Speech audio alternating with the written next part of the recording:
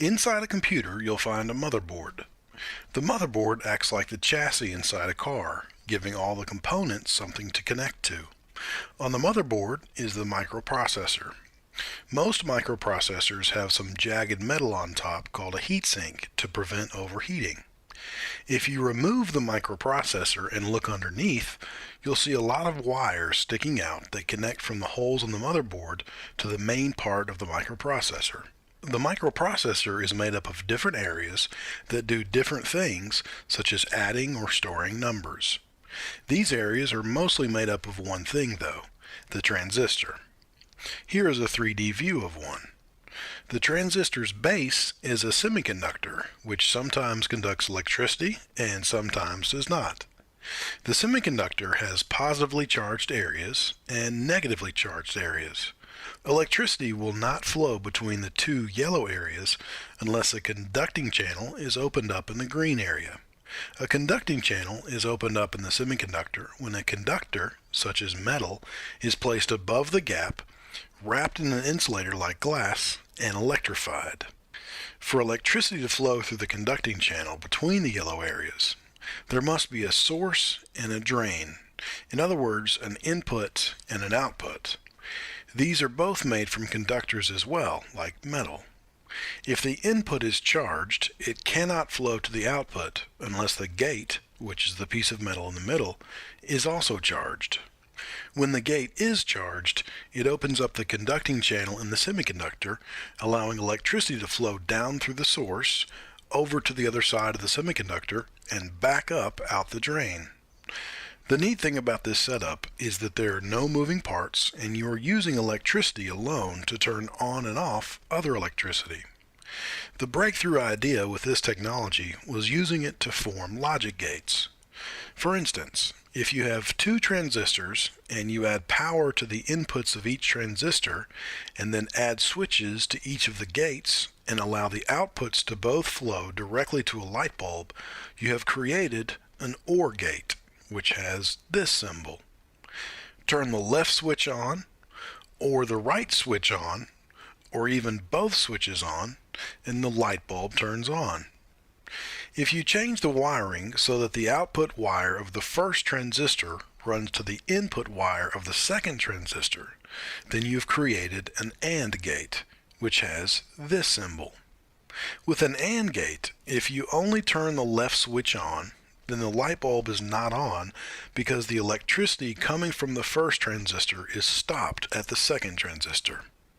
If you only turn the right switch on, the light bulb is not on because there is no electricity flowing through the first transistor to reach the input of the second transistor, so the light bulb does not turn on. Both switches must be on in an AND gate for the output to be on as well. On and off can be represented in the case of the switches as 0 off and 1 on. Same with the light bulbs, off or on, 0 or 1.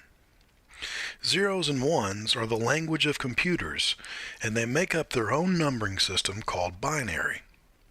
Let's start counting in our normal decimal system and make a note of any binary numbers that we run across. In other words, any numbers that only have ones and zeros in them. So to begin, we record 0 because it only has ones and zeros in it. Same with 1. We have to wait to record another number in binary until we get to number 10. Then 11 works, 12 does not, 13 no, 14 no. In fact, we can count by tens at this point because we won't see another number with only ones and zeros until we get to 100. But then 101 works, and then nothing again until 110 and 111. And we won't see all ones and zeros again until we get all the way up to 1000. Well, let's move that 1000 over and down and keep counting up in binary. To do this, all we have to do is just repeat the numbers from the right column into the left column, except for the first digit, to see all the numbers above 1000 in binary. So 1001, 1010, 1011, 1100, 1101, 1110, 1111. Now let's move those numbers back up and then into the middle of the screen where we can spread them out and add light bulbs underneath them. If you'll remember from earlier, we can represent binary numbers with light bulbs that are 0 if off and 1 if on.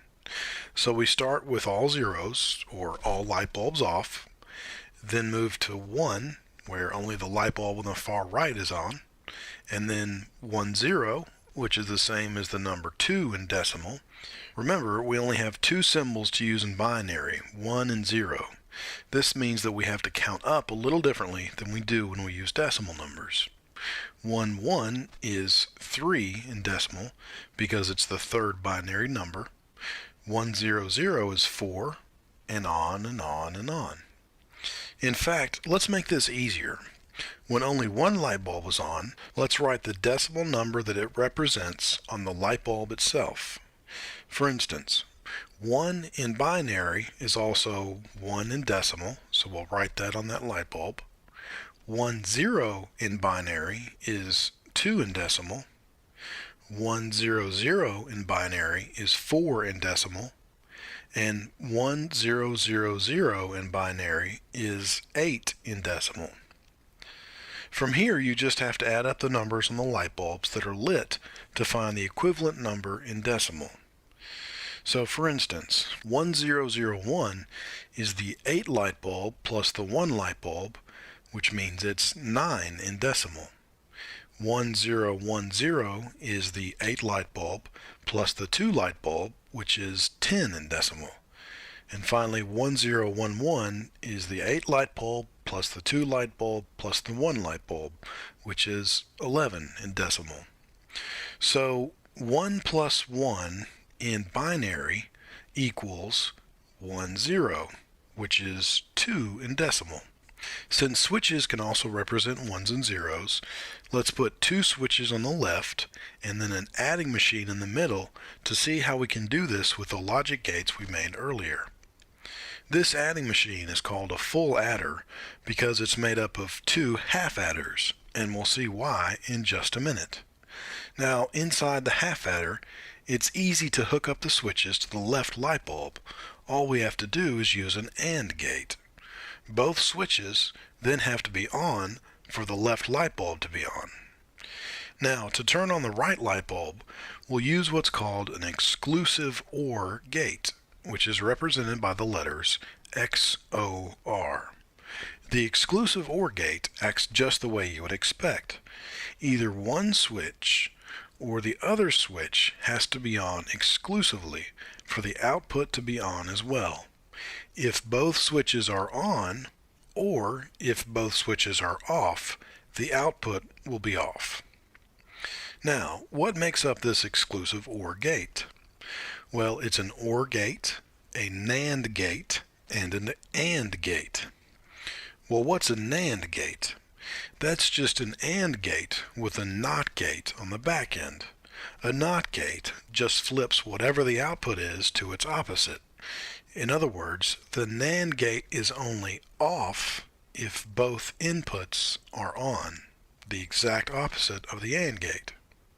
This is the key part of the exclusive OR gate.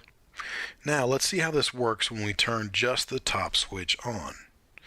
The OR output in the exclusive OR gate is on, and the NAND output is on, so the AND output is on as well, and therefore the right light bulb is on. Now, if we turn the top switch off and the bottom switch on, we'll get the exact same result. If both switches are on, though, the exclusive OR gate is off, but the separate AND gate below it is on, causing the left light bulb to be on. In other words, 1 plus 1 equals 10. In reality, though, when you add decimal numbers, such as 7 and 7 to get 14, the 1 is considered the number that has to be carried to the next column. And in fact, that's just how it works with binary as well. Normally, you would have several full adders right next to each other. The left light bulb next to our full adder would actually be the number that carries to the next full adder. So let's remove the left light bulb and run that wire down to the next full adder as the carryout while at the same time accepting a carry-in wire from the previous full adder. This carry-in wire is why we need another half adder in order to make our full adder. The two separate AND gates in our half adders connect to an additional OR gate at the bottom right, which then powers our carryout wire. So here our two switches are already on, and if the carry-in wire from the previous adder is also turned on, then we are essentially adding 1 plus 1 on our two switches plus the 1 on the carry-in wire, or 1 plus 1 plus 1, which in binary equals 1 1, or 3 in decimal. The 1 1 can be seen here because our light bulb is on and our carryout wire is on as well. If we turn off the carry-in wire and turn off our two switches, then our output wires are off as well. Now let's just focus on the full adder as a unit, which we'll just call an adder from this point on. And let's label the wires. We'll use A and B to represent the input from our two switches, and sum to represent the wire to the light bulb. Now let's remove the switches and the light bulb, turn the adder on its side, rearrange our labels, and then zoom out. Now we have 8 adders next to each other, and let's label them from right to left with letters so that we can talk about them separately. We'll add 2 switches above each of our adders to represent our A and B inputs, and then we'll connect a light bulb to each of our sum outputs. The light bulbs again can be labeled with their decimal equivalents: 1, 2, 4, 8, and then you just keep multiplying by 2. 8 times 2 is 16, times 2 is 32, 64, and 128. Let's now add an area on the left to see what we're doing. We'll first put the binary numbers that our switches and light bulbs represent, and then a plus sign to represent the adders, and then we'll add the equivalent numbers in decimal form. Finally, we'll put numbers on the adders themselves, showing the current state of each wire coming into the adder and going out: 0 or 1, off or on. Now let's see what happens when we add 1 plus 1. Well, in adder A, the A and B inputs are both 1, and the carry-in wire is off. So it's 1 plus 1 plus 0, which in binary equals 1 0, causing the carry-out wire to be on and the sum wire to be off. So then in adder B, the A and B inputs are 0, but the carry-in input is 1. So the sum line on adder B is on, causing the 2 light bulb to light up. So 1 plus 1 equals 2. You'll begin to see a little bit more about how this works as we do some more examples. Let's look at 2 plus 2. In adder A, none of the inputs are on in this case, so neither the sum nor the carryout wire is on. Adder B, though, has inputs A and B on, so the carryout wire from adder B is on, which then becomes the carry-in wire to adder C, causing the 4 light bulb to light up, showing that 2 plus 2 equals 4. 3 plus 3 causes adder A on the far right to carry out a 1, which then causes adder B to have to add 1 plus 1 plus 1, which in binary equals 1 1. So both the sum wire of adder B and the carryout wire of adder B are on, causing the light bulbs under adder B and under adder C to both be on. So 3 plus 3 equals 6. Let's look at a few more examples for you to consider on your own. We won't talk through these, but feel free to pause the video and take a longer look if you'd like. Here is 10 plus 10. Now let's look at 15 plus 12. And finally, 219 plus 36, which adds up to the maximum of our light bulbs, 255. Now this kind of thing happens millions of times a second inside of the microprocessor that fits on the motherboard inside of your computer.